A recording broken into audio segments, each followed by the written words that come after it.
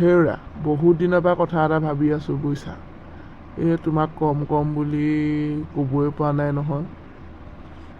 কি কথানো কওকচোন। কিমাননো আৰু সদায় বাছত অহা যোৱা কৰিবা ইমান গৰম পৰিছে।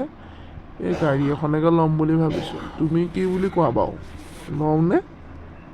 ল'ব পৰাহেঁতেনতো ভালেই আছিলে। ইমান গৰম, ল'ৰাটো ইমান গৰমত স্কুললৈ যায় দেখিয়ে বেয়া লাগে, গম পাইছেনে?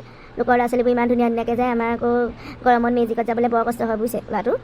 সেইকাৰণেতো ভাবিছোঁ গাড়ী এখনকে লওঁ নেকি। চাব লাগিব কিনো কৰিব পাৰি, আজি কথা পাতিব লাগিব।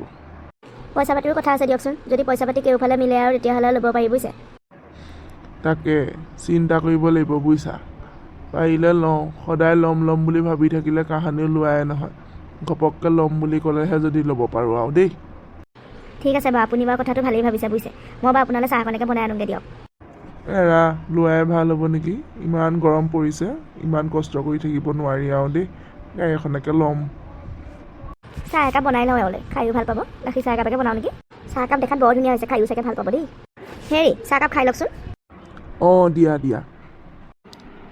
দেউতা কি কথা পাতিছানো মোকো কোৱাচোন। চিম্পু, গাড়ী এখন লোৱা কথা ভাবিছোঁ।